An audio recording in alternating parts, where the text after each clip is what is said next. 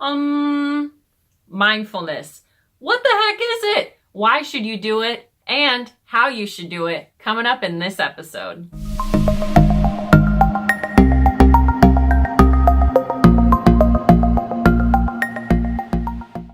Hey guys, I'm Sasha. Welcome to Unleash Your Warrior, where I share tips and strategies so you can kick the ass of whatever's been holding you back and live a healthier and happier life. So what the heck is mindfulness, and why are you seeing it all over the internet?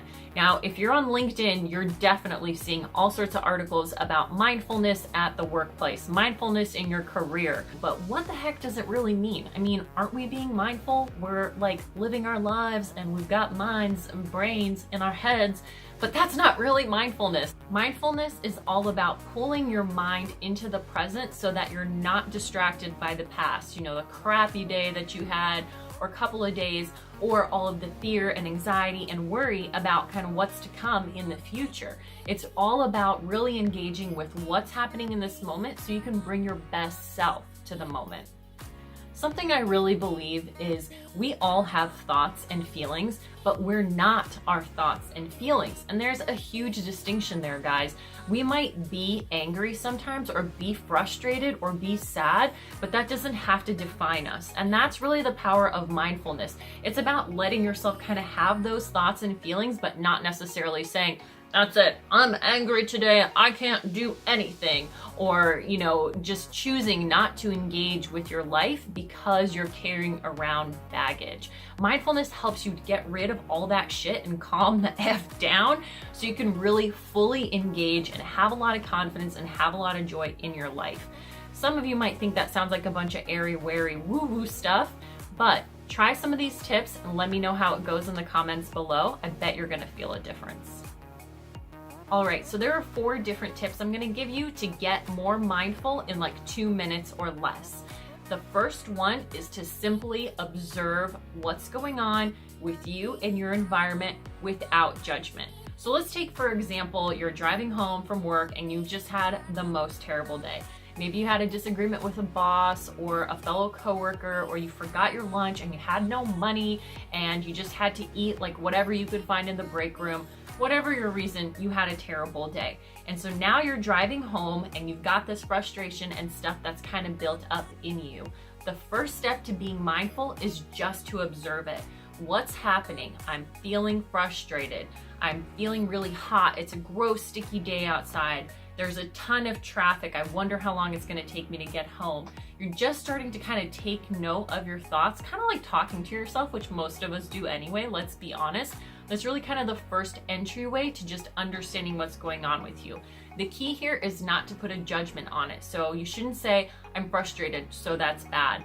There's a lot of traffic here. Oh my God, that's terrible. Just observe. Just look around, look inside, kind of talk about what you're feeling and what you're seeing. The second step to practice mindfulness is to consider your impulses and where they come from.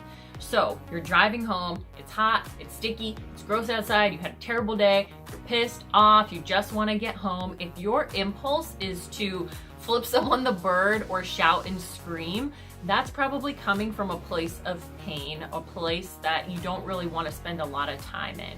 If your impulse is to call your best friend or call your mom because you know that their voice is going to soothe you, that impulse is coming from a place of love or a place of wisdom. So really just take a look at your impulses. Again, you don't necessarily have to make a judgment. You don't have to not do what your impulses are telling you to do in that moment, but it's just to be aware. Right now, I really want to flip that guy off, but here's where that's coming from, and it's probably not really going to make me feel better. Right now, I really want to call my best friend, and here's where that's coming from, my past experience, and I know that's going to make me feel better. So again, take inventory of it and just kind of talk to yourself. It's part of that mindfulness. Okay, the third step is something that I usually don't do very well when I'm filming these videos because I'm so excited, and that is just to breathe. So many of us don't do that well because we spend all day hunched over at our office or on our cell phones looking down, and we don't allow our bodies to do what you might hear sometimes in yoga, which is like a belly breath, where you're really breathing with your diaphragm. You're opening up your stomach and breathing from deep down instead of that kind of really quick, rapid breathing from your chest. What happens when you breathe really deeply like that is you really stimulate creativity. You flood your body with oxygen, which gives you so much clarity. It gives you so much energy. So again, if you're getting into a mindful moment, whether or not you had frustrations or anger during that day, your ability to breathe really deeply is going to help clear a lot of that stuff out so that you can move into the next moment of your life.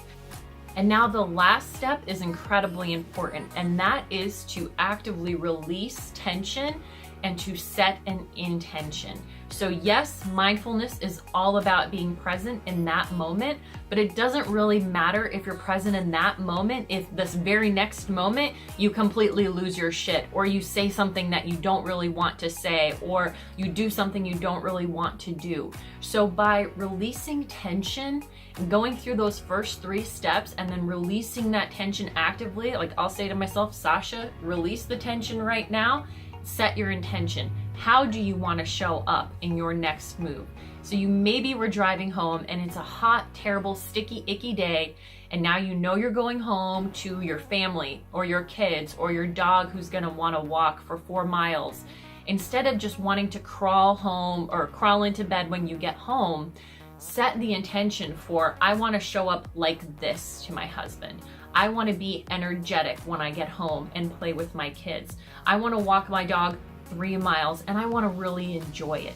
Set that intention. That is key after you've gone through the first couple of steps, because that's going to really let you kind of sink into how you feel, hopefully much more positive after being mindful in that moment, and how you want to continue to bring that positivity or that mindfulness through the rest of your day.